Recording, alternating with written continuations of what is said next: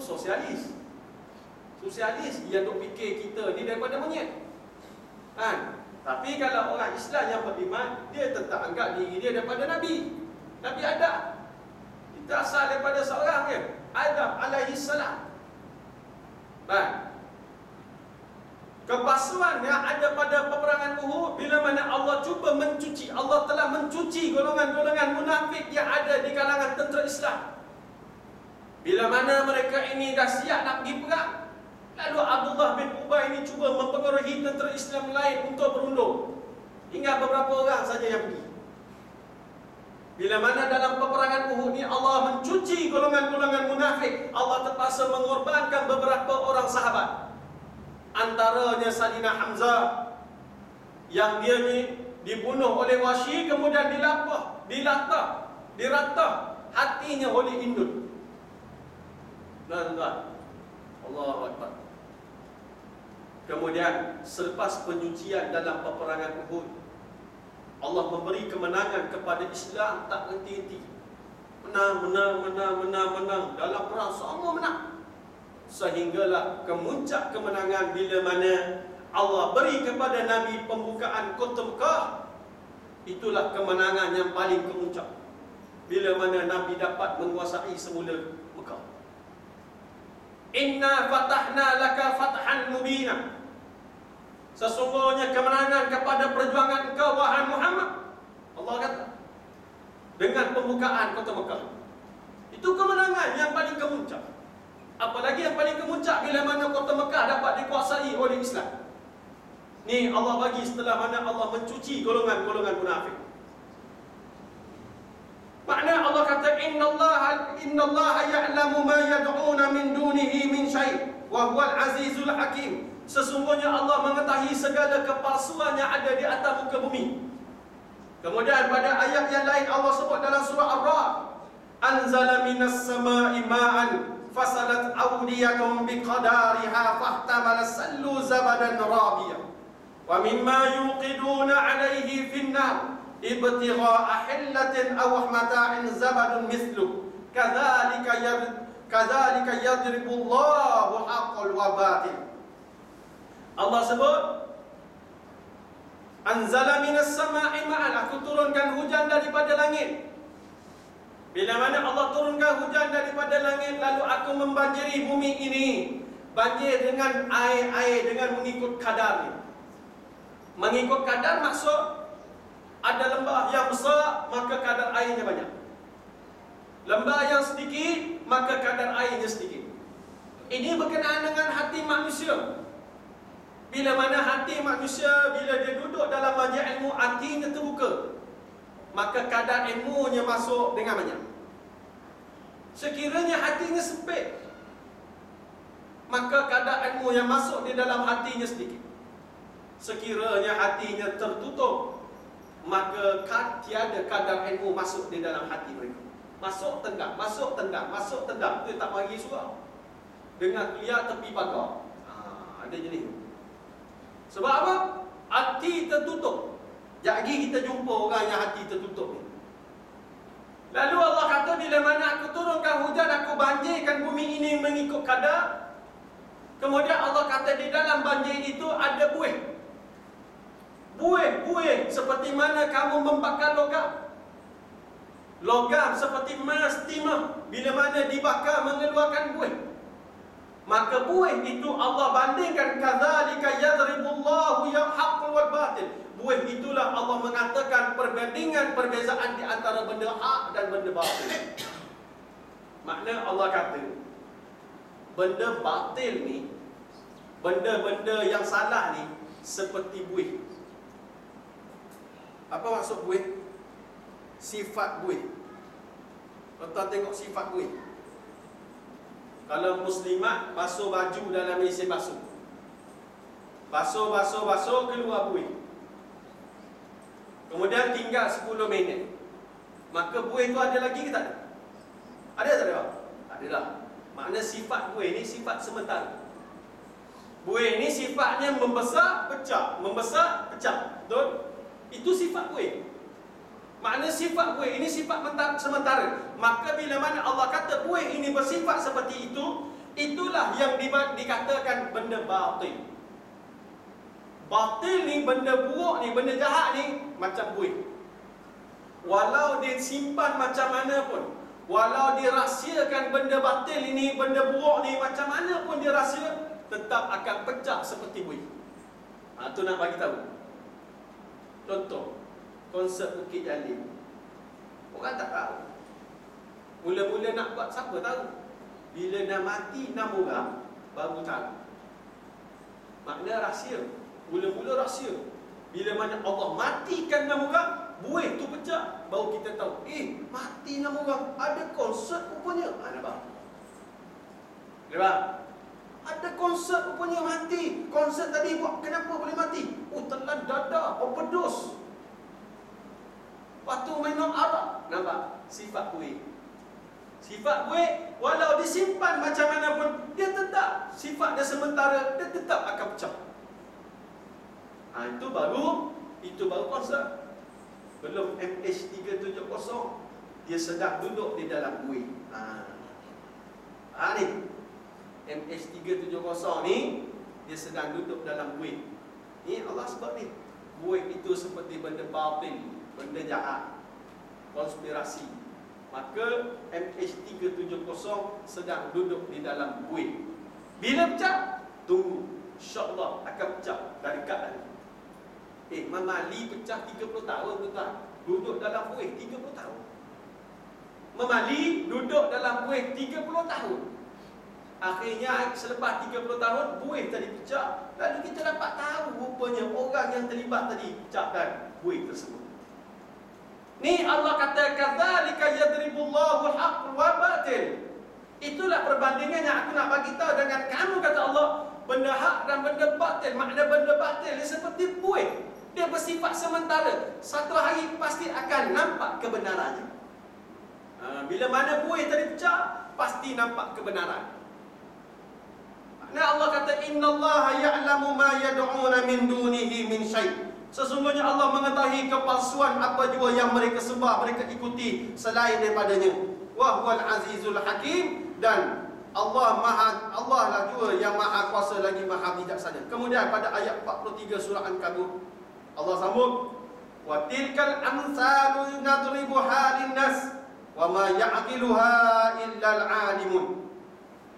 Allah kata, dan misal-misal perbandingan yang demikian itu kami kemukakan kepada umat manusia. Semua yang kita cerita hari ini dan sebelumnya, bulan-bulan yang lepas kita cerita tentang makhluk, tentang umat-umat terdahulu Allah hancurkan. Allah hancurkan umat terdahulu bagaimana? Golongan bila mana Allah hancur Ad dan Samud, Fir'aun, Qarun dan juga Haman. Allah sebut ayat sebelum ni. Semuanya Allah hancurkan. Bila mana Allah hancur, Allah kata, dan misalan watilkal amsalun nadribuha linnas. Aku tunjukkan semua tanda-tanda ini kepada manusia. Wa ma ya'qiluha illal alimun, dan hanya orang-orang yang berilmu sahaja yang memahaminya. Hanya orang ada ilmu kan? Orang yang ada ilmu, orang yang datang majlis ilmu, dia akan faham segala kebatilan-kebatilan yang berlaku di atas muka bumi. Ni Allah terang pada ayat 43. Kemudian ayat 44. Apa Allah kata? Khalaqallahu as-samawati wal ardh bil haqq. Inna fi dzalika laayatan lil mu'minin.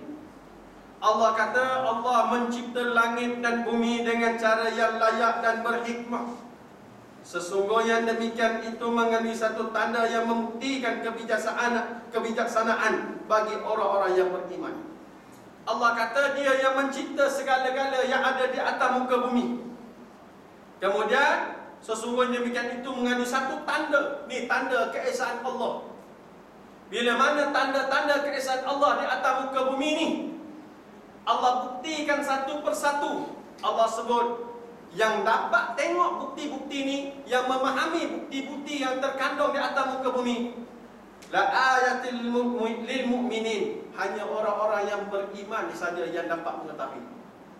Allah tak sebut tentang orang Islam, Allah sebut tentang orang yang beriman. Orang Islam belum tentu beriman. Ni, ada mata, Allah suruh tengok. Bila mana ada mata tak nak tengok, ada telinga tak nak dengar, Allah sebut dalam ayat surah Al-A'raf ayat 179. Jenis orang yang tak nak dengar majianmu, jenis orang tak nak tengok keesaan Allah, jenis orang tak nak tengok tanda-tanda kebinasaan kaum-kaum terdahulu, jenis orang tak nak tengok teguran-teguran Allah, jenis orang yang tak nak ambil peringatan-peringatan. Lalu Allah sebut di dalam surah Al-A'raf 179. Walaqad zara'na li jahannama katsiran minal jins wal ins. Allah kata, dan sesungguhnya kami jadikan untuk neraka itu dari kalangan banyaknya di dalamnya adalah golongan jin dan manusia. Aku sumbat golongan-golongan jin dan manusia ini duduk di dalam neraka. Jenis macam mana pula manusia yang duduk dalam neraka ni? Allah sebut 3 kategori. Pertama, lahum qulubun la yafqahuna biha. Pertama, golongan yang masuk neraka, Allah kata golongan yang ada hati tetapi tidak mahu memahami ayat Quran. Ada hati tetapi tidak belajar Al-Quran. Ada hati tetapi tolak undang-undang dan syariat Quran. Golongan ni Allah kata pertama masuk neraka. Golongan pertama, 3 kategori ni pertama.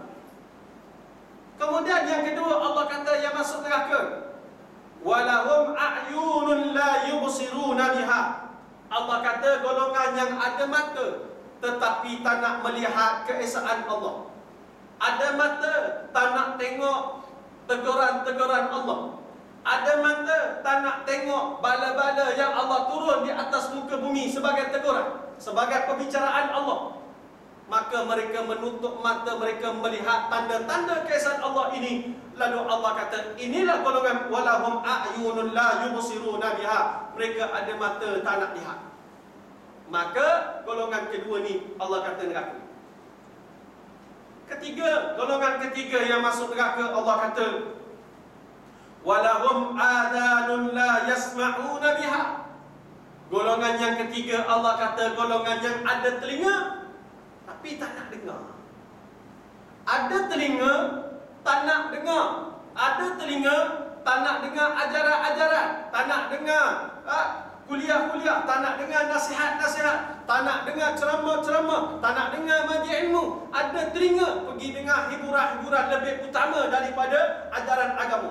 Ada telinga buat pekak tentang pelajar agama. Ada telinga buat-buat tak nak dengar majlis agama dekat surau. Ini golongan Allah kata 3 golongan tempatnya adalah neraka. 3 golongan. Kemudian Allah labelkan 3 golongan ni. Apa dia dilabelkan? Allah kata 3 golongan ni ulaika kal an'am bal hum adall. Allah kata 3 golongan ini ulaika kal an'am. Mereka ini seperti haiwan ternakan. Bukan saya kata, Allah kata. Surah Al-A'raf ayat 179. Allah kata 3 golongan yang kita kata, ada hati tak nak faham Quran, ada hati tak nak baca Quran, ada mata tak nak tengok keesaan Allah, ada mata tak nak tengok tanda-tanda teguran-teguran Allah, ada telinga tak nak dengar, tak nak datang, tak nak duduk majlismu, langsung tak nak guna telinga tadi. Allah kata 3 golongan ini ulaika kal an'am. Mereka ini seperti haiwan ternakan. Bal hum adallu, bahkan mereka lebih sesat daripada binatang. Ya Allah. Allah kategori dia sebagai, Allah labelkan mereka ni macam binatang. Nah, kalau kita duduk tempat tu lah tuan-tuan, agak-agak macam mana perasaan? Nah, tak mau mari, tak nak guna hati, tak nak guna mata, tak nak guna telinga. Pada jalan yang betul Allah kata macam binatang. Kalau kita lah, Allah macam mana rasa? Kemudian Allah kata dah lah macam binatang. Bal hum adallu, bahkan lebih teruk daripada binatang. Pasal tu Allah sebut dalam Quran ni di kalangan ayat-ayat daripada binatang. Contohnya ni surah Al-Kabut, laba-laba. Surah An-Namlu, semut. Surah An-Nahlu, laba. Surah Al-Baqarah, sapi. Kan? Kenapa Allah bagi perbandingan binatang ni? Sebab binatang makan, manusia makan juga. Binatang minum, manusia minum juga. Binatang berkahwin, manusia kahwin juga. Binatang beranak, manusia beranak juga. Binatang berumah tangga, manusia berumah tangga juga. Tetapi binatang tak ada akal, manusia ada akal. Bila mana manusia ada akal, tidak menggunakan akal pada jalan yang benar, Allah kata ulaika kal an'am, mereka ini seperti haiwan. Bal hum adallu, bahkan lebih teruk pada haiwan. Sebab haiwan tak ada akal. Manusia ada akal. Bila mana haiwan, lembu, Allah kata lembu mu makan rumput. Lembu mu minum air, mana-mana ada nampak air mu minum. Mana-mana tepi jalan, air sungai, air lobak minum. Lembu tak ada akal, ikut kata Allah. Dia tak minum honeycomb, dia tak minum Carlsberg, dia tak minum Tiger. Sebab apa? Sebab dia ikut perintah Allah. Dia tak ada akal.